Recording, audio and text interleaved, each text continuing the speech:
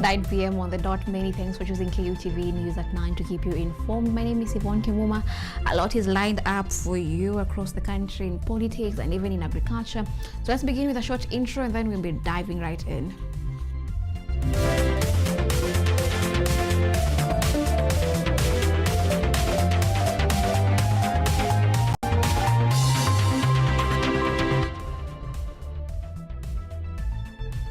This is KUTV Primetime News with Yvonne Kemuma. Do engage with us on our socials on X at KUTV Kenya, at Kemuma_Monari on YouTube. We are streaming live on YouTube at KUTV News Kenya. Now, President William Ruto has turned the second day of his Narok tour into another political counter, challenging his opponents to offer Kenyans more than campaign slogans. Ruto also quoted unity among residents, mobilized local leaders, and took aim at what he described as politics without a clear alternative ahead of the coming general elections. The 2027 political battle may still be months away, but in Emurua Dikir and Mamboleo in Narok County, President William Ruto appeared ready to be drawing the battle lines. In what he termed as slogan politics, Ruto challenged those campaigning against him for a presidential round to put their political slogans aside, calling on his critics to produce their own policies, programs, and record of delivery. Hii barabara yenu itakuwa International Class B Road, kwa sababu mimi nataka sehemu hii ifunguke na nyinyi muunganishwe na masoko na dunia ingine ya Kenya. Munasema tuendelee ama tuendelee? The president also called for unity among residents while tasking the local leaders with mobilizing the people, a signal that the political battles is not only about national alliances but also about who controls the ground. Sisi tunataka amani katika sehemu hii. Tunataka umoja ya wananchi katika sehemu hii. Ndio tupange mambo ya maendeleo tukiwa pamoja. Hatutaki uhasama, hatutaki vita, hatutaki fujo. Tunataka wananchi wakae pamoja. Na hiyo maneno ya goons na nini tutamalizana nayo. Tunasema tunataka amani, dunia hii tuweze kutembea pamoja. Kwa hivyo Emurua Dikir hoye! Emurua Dikir chamge! The choice of Emurua Dikir is also politically significant. The area has recently seen political mobilization by former Deputy President Rigathi Gachagua, who is also seeking to build a support base outside Ruto's UDA structures. Ruto's response was therefore less about defending one project and more about defining the coming contest, casting his camp as one with a governing record. Tulikubaliana na nyinyi kwa mambo ya affordable housing, kwa mambo ya kujenga masoko, kwa mambo ya kujenga hostel.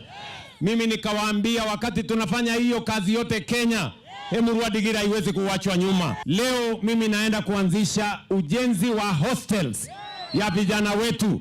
Tumewapatia milioni 180 ya kufanya hiyo kazi. Hiyo university ya Emurua Dikir, leo mimi nimewaletea bilioni 1.2 ya kujenga university ya Emurua Dikir ambayo itaitwa kwa jina ya ndugu yetu Johana Ngeno. As the political clock to 2027 ticks, Emurua Dikir and Mamboleo has offered Ruto a chance to do more than address a crowd. Brian Uma, KUTV. On matters of opposition, former Deputy President Rigathi Gachagua has raised questions over the alleged integrity of the IEBC's procurement of the integrated election management system, alleging the process could favor a South Korean firm. Gachagua says the alleged irregularities could compromise preparations for the coming general elections, calling for transparency and accountability. Former Deputy President Rigathi Gachagua has questioned the Independent Electoral and Boundaries Commission's handling of the IEMS procurement, alleging the process is being tailored to benefit South Korean company Miru Systems. Gachagua says the procurement raises serious questions about the credibility of the 2027 general election preparations, while demanding greater scrutiny of the Commission's leadership and the tendering process. Speaking during a press briefing in Karen, Gachagua claimed that the company has previously been associated with alleged electoral malpractices in several countries. The real mischief of IBC, as directed by William Ruto, is to interfere with the voter register during the digital migration of data from the smartmatic KIMS to the Meru technology kits. This they intend to do the last minute so that there is no room for corrections. This will cause massive vote rigging and voter suppression in some areas. Gachagua further alleged that under President William Ruto's direction, Meru has been instructed to suppress voter registration in regions that oppose the Kenya Kwanza government, demanding for fair and transparent procurement of tender. Under the instructions of William Ruto, Meru Technologies has been instructed to prepare a new voters register and suppress voters from the following regions perceived to be against this regime. 1, Western Kenya; 2, Nyanza region, but in Kisii and Nyamira counties; 3, the Mount Kenya region; 4, Lower Eastern; 5, Nairobi; 6, Taveta and Namu; 5, Rift Valley in Nakuru, Laikipia, Kajiado, and Narok. The DCP leader also raised fresh concerns over the alleged harassment of small-scale liquefied petroleum gas LPG traders, accusing government agencies of conducting what he describes as systematic arrest and seizure of gas cylinders. 6 kg gas cylinder would trade between 300 to 500 Kenya shillings from the then 2,800. This was to be effective from June 2023. Little did we know that he was planning to raid the trade and dominate it. For the last 2 years, small-scale gas dealers have been put under ruthless state-sanctioned seizure, systematic harassment, and a total subversion of the regulatory framework and the guidelines for the retail of liquefied petroleum gases. Gachagua has demanded greater transparency and accountability in the procurement of IEMS kits as he prepares to depart for the United States tonight for a 7-week tour. Vincent Karoli, KUTV. The government is moving to turn Kenya's agricultural potential into new industries and employment opportunities, with 8 county aggregation and industrial parks nearing completion. Deputy President Kithure Kindiki says the facilities in Embu, Meru, Kirinyaga, Kisii, Busia, Migori, Garissa and Wajir are at an advanced stage, with procurement of shared facilities now underway. The parks are expected to give farmers a ready market for their produce, while supporting processing and value addition within counties. The deputy says raw materials have already been mobilized as the government works with governors and the private sector to finalize investment and operational frameworks. We want to request every county to prioritize not only the construction but also the operationalization of the KIP as a way of making the county competitive and also improving Kenya's competitiveness. Now, moving away from politics, questions are mounting over the death of 23-year-old Peter Gitau Kimani, who was allegedly shot by police near the Del Monte farm fence in Delview, Murang'a County. His family is now calling for an independent probe to establish how he died and determine who fired the fatal shot. The death of a 23-year-old man in Murang'a County has triggered demands for an independent probe into a fatal police shooting near Del Monte Farm.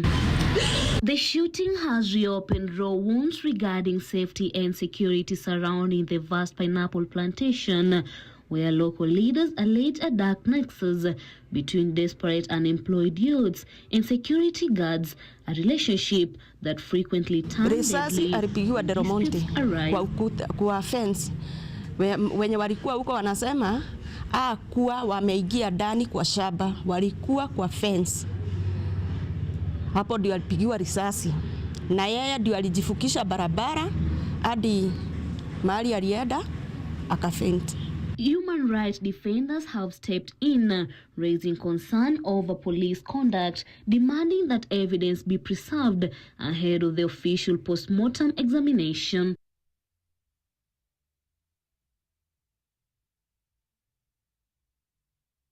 Ile shida inatoka kwa ile shamba juu ya mananasi, hata wakiweka security mambo yao inaharibikia huko ndani, sababu wao ndio wana influence our young people to go and take the product. We are very, very concerned by news that police officers came at the very night when Peter was killed, and they locked themselves inside the hospital with the body of Peter. What were they doing, wao peke yao, with the body of Peter? So we suspect that there is an attempted cover-up, and this is why we are calling on IPOA to intervene immediately so that we can ensure justice for Peter Kimani Gitau and his family. Kimani's body remains at the General Cargo Funeral Home in Thika Town as the family mourns his sudden death. Attention now shifts to the investigation into the shooting, with the community seeking answers on what transpired at the farm and whether those responsible will be held accountable. Edna Nerea, KUTV, Nairobi. Religious leaders in Mombasa County are calling for stronger safeguards against the political exploitation of young people ahead of the 2027 general elections through the Tuko Pamoja 2 program. The clerics are urging youth to reject incitement and hate speech while embracing peaceful participation in governance.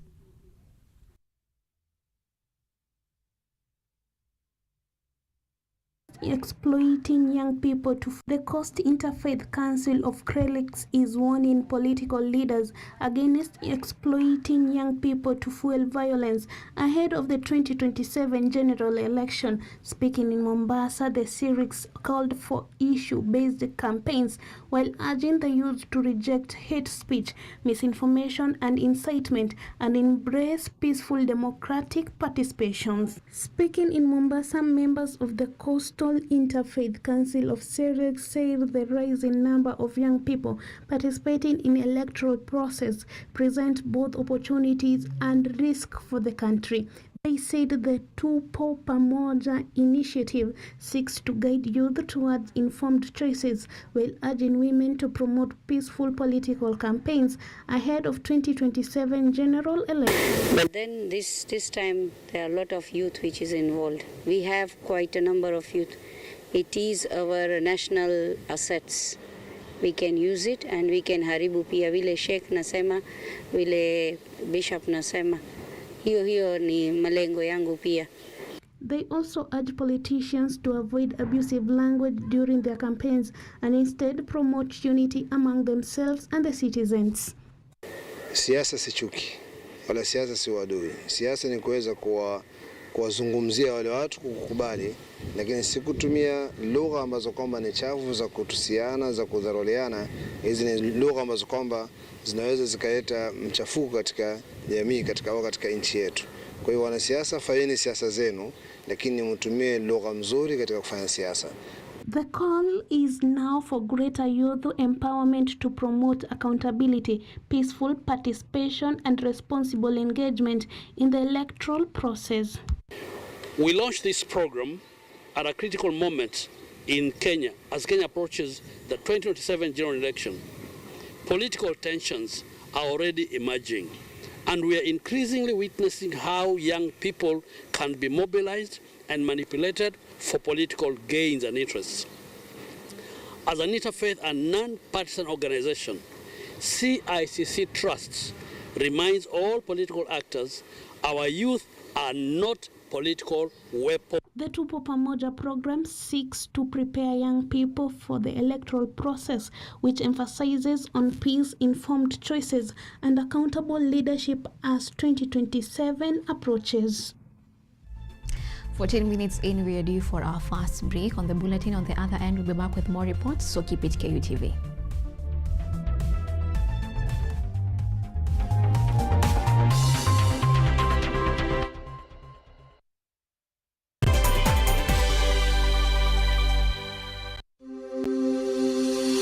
Conversations on matters health are important for you. From the nitty-gritties of what it takes to take care of yourself on a daily basis to the policies that affect your well-being at a national level, we have all these conversations on one show. In terms of the nose, we deal with the allergies, we deal with sinuses, and even nosebleed. It's simple things and also big things as well.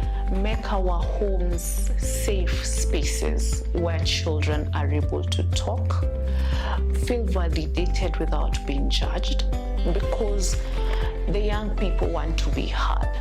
Every Thursday, 7:30 p.m., join me, Yvonne Kemuma, on Focus on Health to keep you abreast of these conversations right here on KUTV.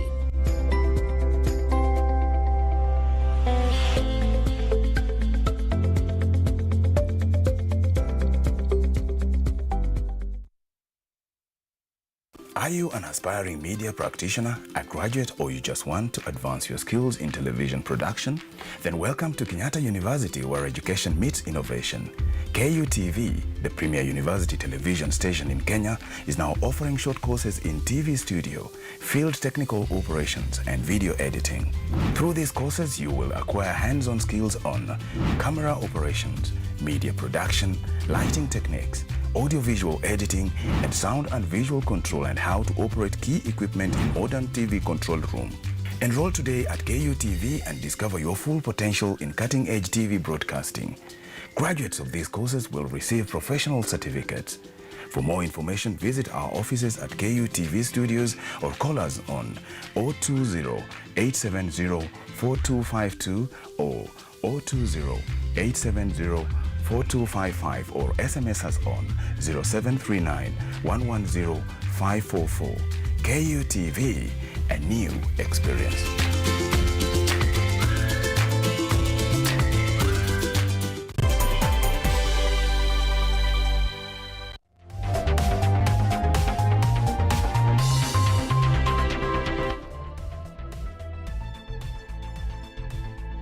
You are watching KUTV Primetime News with Yvonne Kemuma.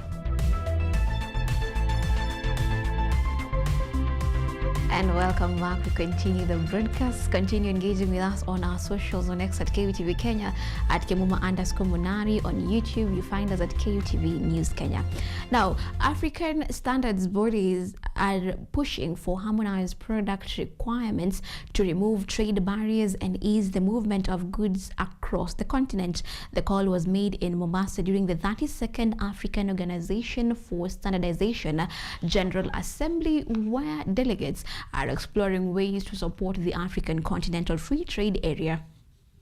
The 32nd African Organization of Standardization African Organization ARSO General Assembly is underway in Mombasa County, bringing together standard bodies across Africa.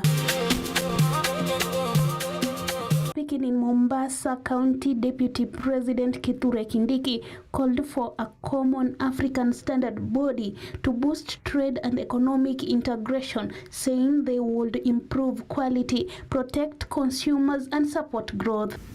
The African Continental Free Trade Area, in which context we are harmonizing the African standards, has a huge market, 1.4 billion people, an economy, combined GDP of $3.4 trillion,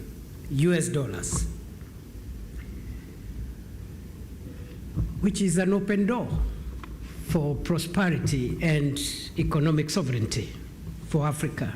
Kindiki also said the African Continental Free Trade Area offers new market opportunities, but differing regulation remain a barrier. They say harmonized standards will simplify trade, reduce compliance cost, and ease movement of goods across Africa. Standards are not simply a measure of quality. They are an instrument of transformation.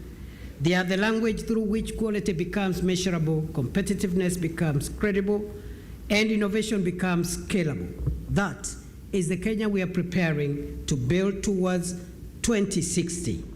And that is the Africa we want by 2063. Cabinet Cabinet Secretary for Trade Lee Kenyanjui affirmed that the inter-African trade is at 17%, saying this has been caused by many restrictions and inter-country barriers. In that regard, I'm pleased to announce that Kenya will make available immediately adequate and appropriate land for the construction of a permanent fit-for-purpose ASO headquarters, providing the organization with a home commensurate with its continental mandate and growing responsibilities. However, the ARSO Secretary General Dr. Haimojin said common standard will ease trade and strengthen cooperation by allowing products to move more easily across African markets, saying this move will also improve product quality, reduce technical barriers, and support African economic integration.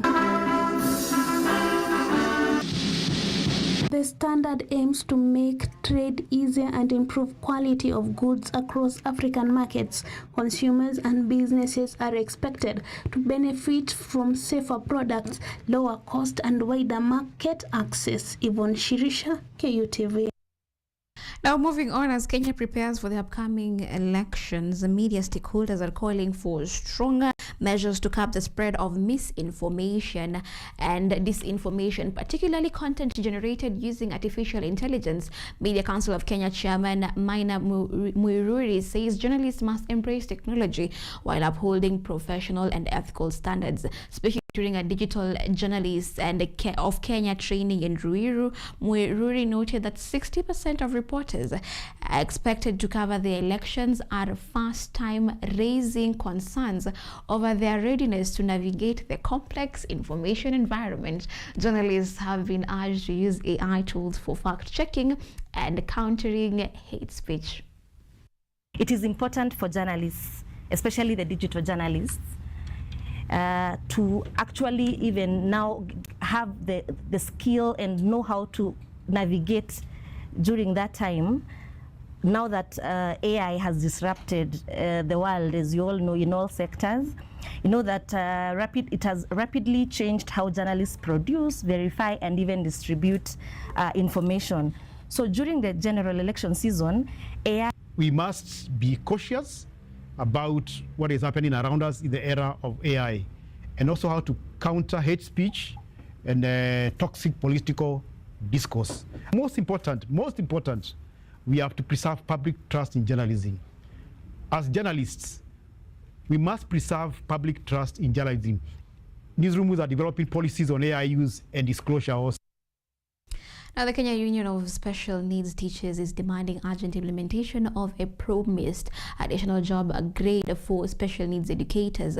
The union says the directive has remained unimplemented for more than a year, leaving thousands of teachers frustrated. It warns of fresh mobilizations if authorities fail to act.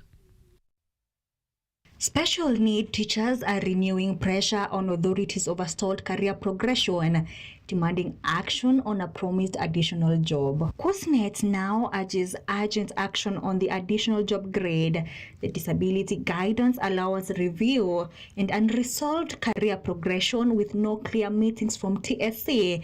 The union threatens renewed mobilization to State House for direct presidential clarification. The president himself pronounced himself that he knows the kind of work these teachers of special needs do. They go an extra mile and do more. In that recognition, that's why he offered the 2 grades, but starting with 1. We don't want to see that delay because our teachers are demanding, and the delay is not warranted. Stakeholders say the directive was due for implementation, but the reasons behind the continued delay remain unclear. I have made a follow-up to the Teacher Service Commission, and the matrix have been done and sent to the Treasury. The hindrance is the Minister for Finance, John Bundy. So we are asking the President, him as a person, to move with his speed because the pressure in this country within the education sector, especially the SNE, is so high. KUTVNEWS National Chairman Amos Karanja said the promised job grade is yet to be implemented, more than a year later deepening frustration among special needs teachers. The KUTVNEWS General Secretary James Torome recalls that more than 10,000 teachers were invited to State House on September 13th, but says the promised directives are yet to be implemented.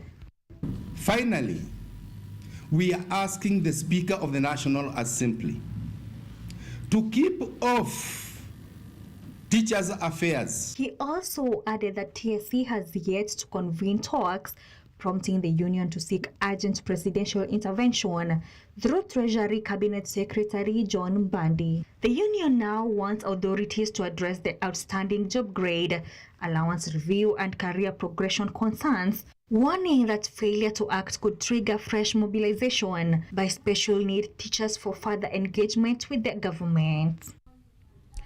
Various business and maritime stakeholders have challenged Mombasa to improve efficiency across its maritime and logistics sector to attract investment and expand trade. Kenya Maritime Authority Assistant Director of Ports and Shipping Services Juma Ahmed said cargo and vessel traffic at the port of Mombasa have grown by about 12.5% over the past 5 years, creating new opportunities for investors and traders. Ahmed identified potential in shipping, construction and repair, bunkering and logistics, while urging stronger partnerships to create employment opportunities for qualified youth in the maritime sector. What we have been discussing here is the readiness of the port city of Mombasa to embrace these changes which have been happening in the maritime sector. We have seen the growth of different supporting service providers, be it empty depot, the CFS operators, and what we really have to do as the port city and as a country is to be able to be ready to embrace these changes which are coming in the industry, and also to be able to capitalize in the growth of volumes of the trade coming through the port of Mombasa. Lawmakers and ministry officials converged in Mombasa to develop a unified approach to strengthening Kenya's agriculture sector and improving food security. The high-level retreat led by Senate Agriculture Committee Chairman David Wakoli and Agriculture Cabinet Secretary Mutahi Kagwe focused on increasing budgetary support, streamlining input subsidies, and strengthening devolved agricultural services. Participants also called for greater support for local farmers through better extension services, access to farm inputs, and sustainable production methods. The forum seeks to strengthen collaboration between national and county governments in addressing food security challenges. Agriculture is supposed to be funded to the tune of about 10% of the country's budget. As you will notice that this year we were barely just about over 2%. So clearly the agricultural sector is underfunded. And it is not just the regulators who are here today. The general space of agriculture is underfunded in Kenya. And if we are talking about our economy and talk about 26% of our economy relying on agriculture, then it goes without saying that if you want that to expand, if you want to get into value adding, if you want to get to expanded areas, if you want higher productivity per acre, then we must continue, to allocate higher funds for agriculture.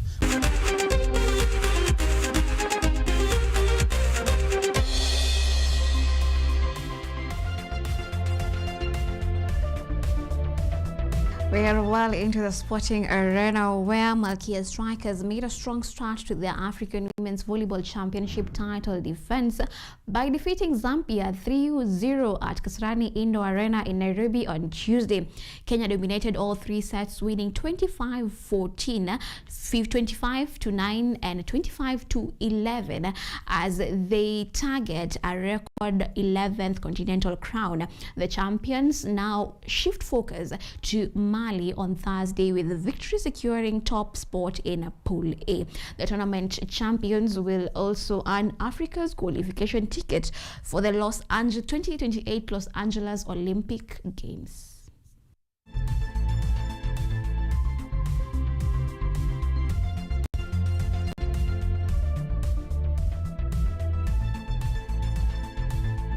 And the Kenya Premier League is expected to begin this weekend. However, Kariobangi Sharks' participation remains uncertain because of an ongoing dispute over their relegation. Sharks ended the 18-team league in 16th position and were among 3 clubs demoted under the 2025 FKF's promotion and relegation regulations. The rules require 3 National Super League teams to earn promotion and 3 top flight clubs to be relegated. However, FKF cancelled the relegation playoffs. Sharks appealed to the Sports Dispute Tribunal, which issued interim orders blocking FKF from enforcing their relegation ahead of the new season.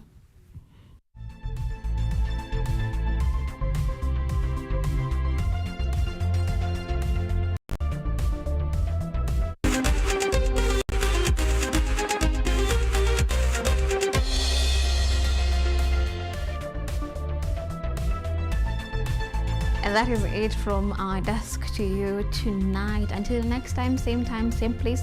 My name is Yvonne Kemuma on the sign language interpretation. We'll close it right there. Until next time.